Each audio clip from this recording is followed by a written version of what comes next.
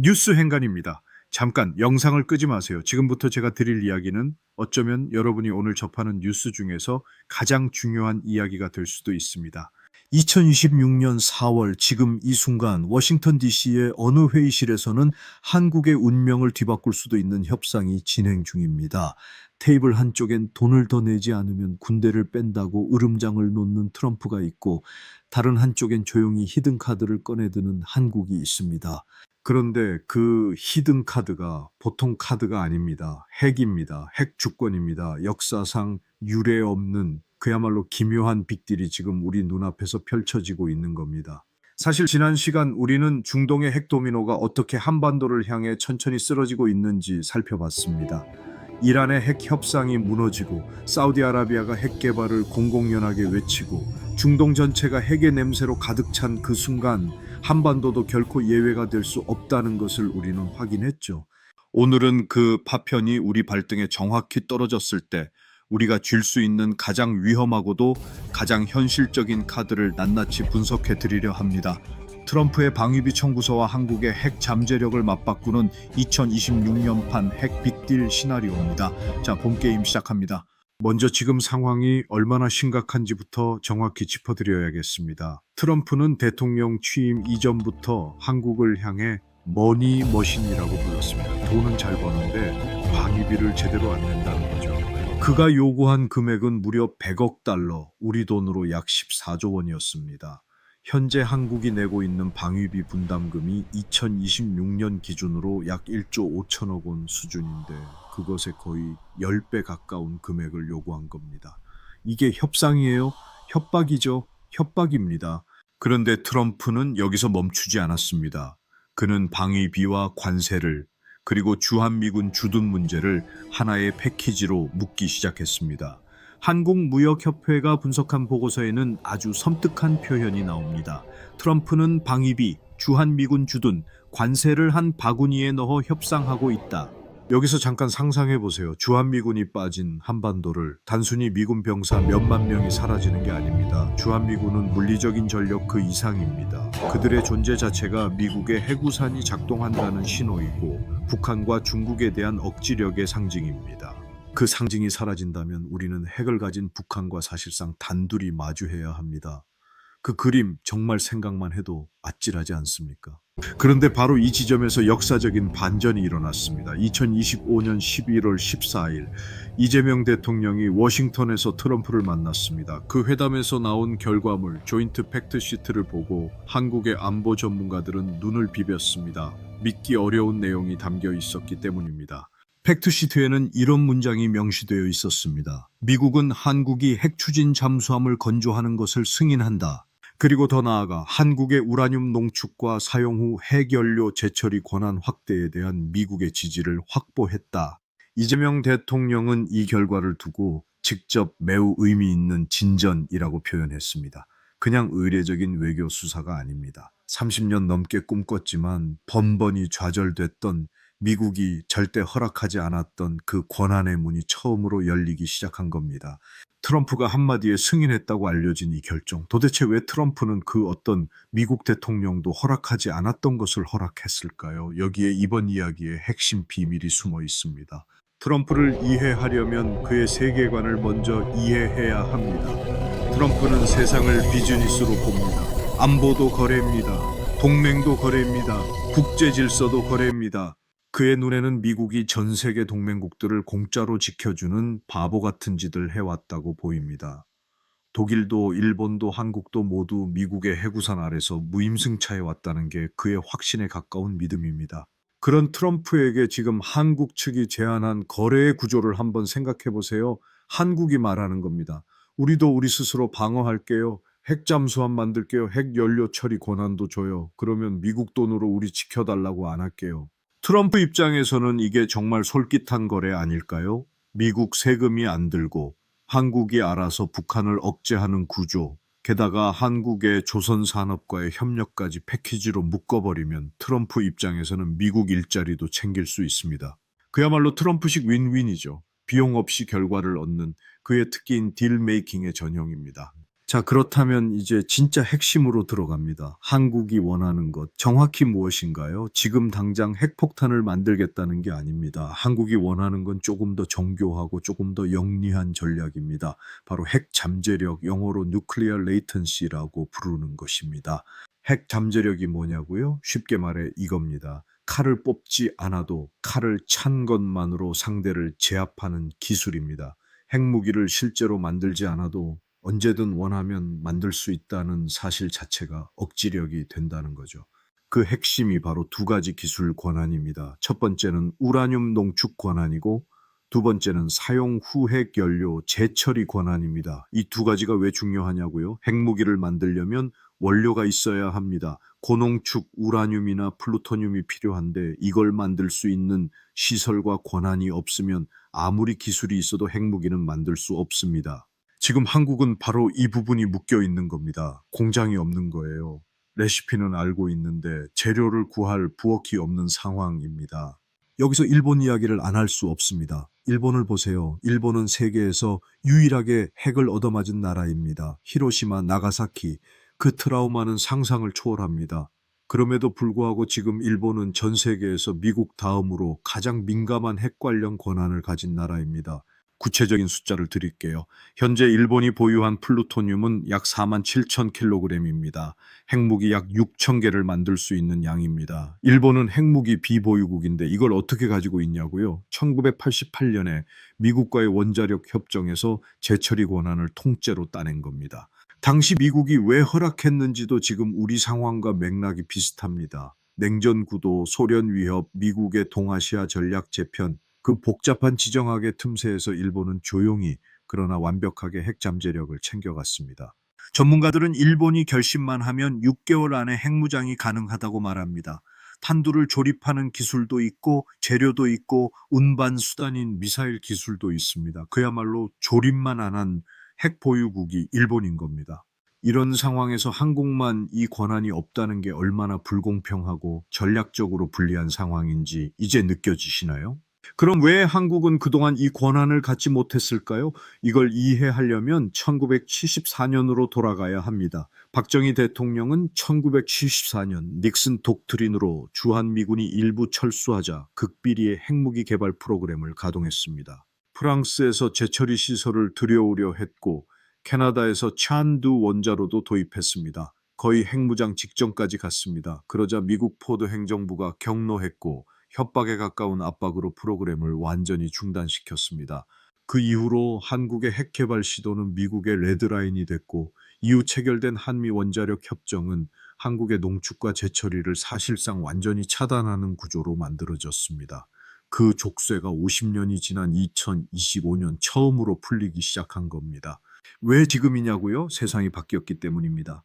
북한은 이미 핵을 가졌습니다. 중국은 핵 전력을 기하급수적으로 늘리고 있습니다. 러시아는 전술핵 사용 가능성을 공공연히 내비칩니다.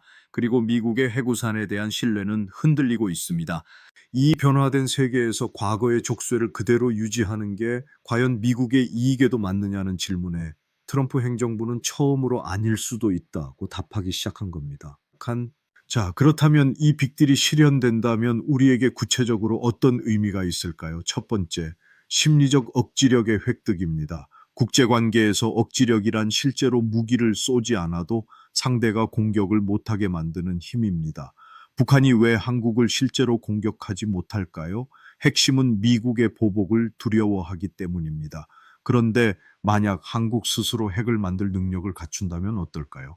설령 핵폭탄 하나 만들지 않더라도 한국이 핵 재처리 권한을 갖는 순간 평양의 계산이 달라집니다. 서울이 진짜 마음먹으면 핵을 만들 수 있다는 사실, 그것 자체가 엄청난 억지력이 됩니다. 마치 이런 겁니다. 주먹을 날리지 않아도 주먹을 쥔 채 팔을 들어 올리는 것만으로 상대를 멈추게 하는 것, 그것이 핵 잠재력이 주는 심리적 효과입니다. 두 번째, 에너지 안보의 혁명입니다. 사실 이건 많은 사람들이 놓치는 포인트인데요. 한국은 에너지의 95% 이상을 수입에 의존합니다. 우라늄도 마찬가지입니다. 지금은 농축 우라늄을 전량 해외에서 사야 합니다. 그런데 재처리 권한이 생기면 이미 쓴 핵연료에서 플루토늄과 우라늄을 다시 꺼내 재활용할 수 있습니다. 이건 에너지 측면에서도 엄청난 자립도 향상을 의미합니다. 세 번째, 방산 수출 경쟁력의 업그레이드입니다. 2025년 한국의 방산 수출은 152억 달러, 약 22조 원을 기록했습니다.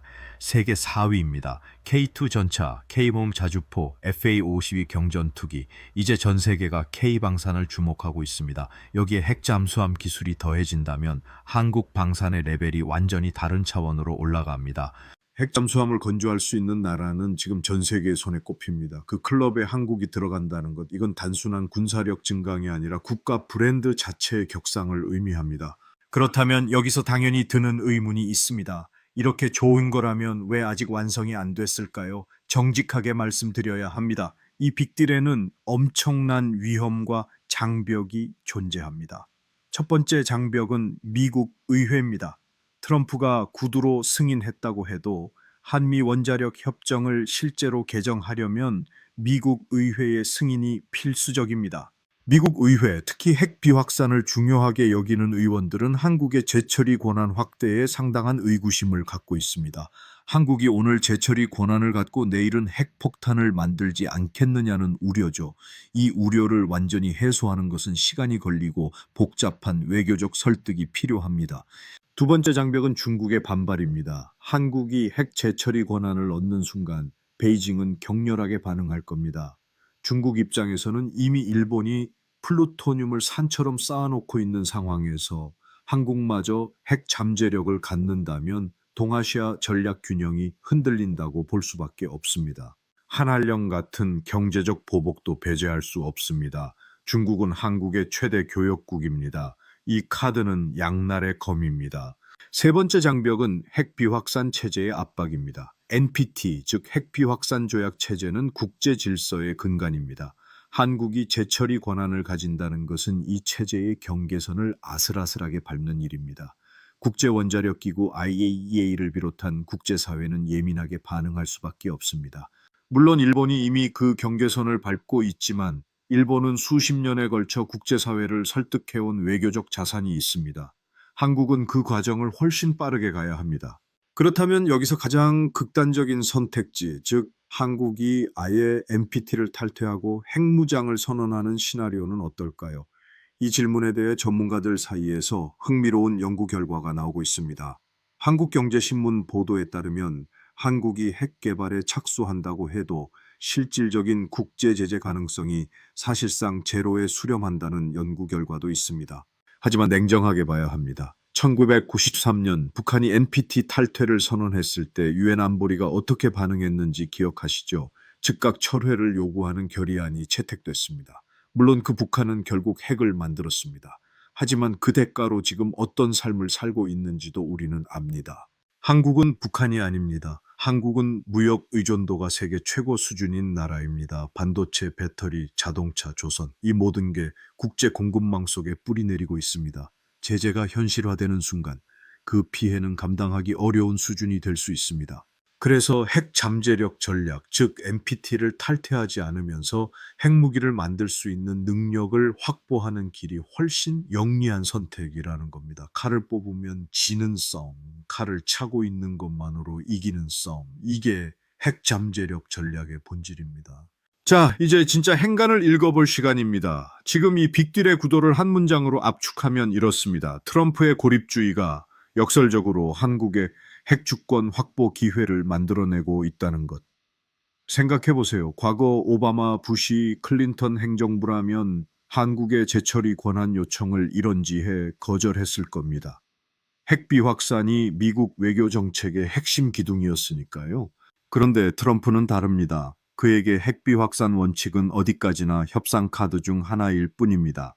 한국이 방위비를 내고 조선 산업에서 미국과 협력하고 알아서 북한을 억제해 준다면 트럼프는 기꺼이 그 원칙을 구부릴 준비가 되어 있습니다. 이것이 아이러니입니다. 한국 안보를 가장 위협하는 것처럼 보였던 트럼프의 거래주의가 사실은 한국이 수십 년간 원했지만 얻지 못했던 것을 처음으로 가능하게 만든 세계 환경을 만들어낸 겁니다.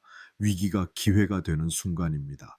그런데 여기서 반드시 물어야 할 질문이 있습니다. 이 기회를 제대로 붙잡으려면 무엇이 필요할까요? 첫째, 국내 정치에 일치된 목소리입니다. 핵 잠재력 전략은 한 정권의 전략이 아니라 대한민국 국가 전략이 되어야 합니다. 정권이 바뀔 때마다 방향이 흔들린다면 미국을 설득할 수 없습니다. 보수도 진보도 이 문제에서는 한 목소리를 내야 합니다. 둘째, 정교한 외교 설계입니다. 중국을 자극하지 않으면서 일본과의 형평성 논리를 정확히 관철하고 미국 의회를 설득하는 정교한 외교가 필요합니다. 트럼프 한 명 설득해서 될 일이 아닙니다. 셋째, 기술 역량의 실질적 확보입니다. 권한을 얻는다고 해서 하루아침에 핵 잠수함이 나오고 재처리 시설이 완성되는 게 아닙니다. 연합뉴스 분석에 따르면 실현까지는 여전히 험난한 과제들이 산적해 있습니다. 조선 기술, 원자로 기술, 핵연료 처리 기술, 이 모든 게 실질적인 역량으로 뒷받침되어야 합니다. 북한은 지금 어떤 상황이냐고요? 2026년 현재 북한의 핵 전력은 계속 진화하고 있습니다.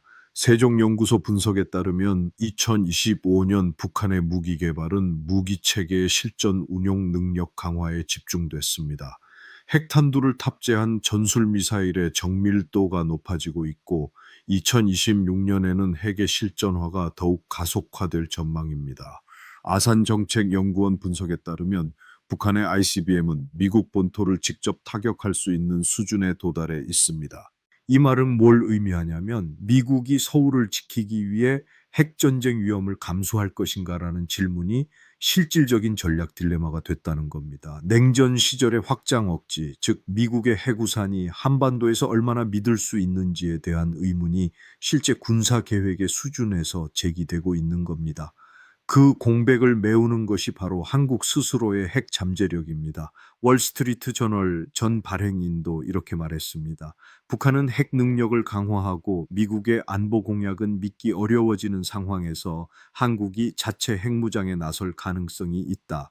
이제 마무리로 가겠습니다. 우리는 지금 역사의 변곡점 위에 서 있습니다. 1945년 이후 80여 년, 한국은 미국의 안보 우산 아래서 경제 성장에 집중할 수 있었습니다. 그 구조는 나름의 합리성이 있었습니다. 우리가 안보를 미국에 위탁하고 그 대신 경제를 키우는 분업 구조. 그런데 이제 그 구조의 전제가 흔들리고 있습니다.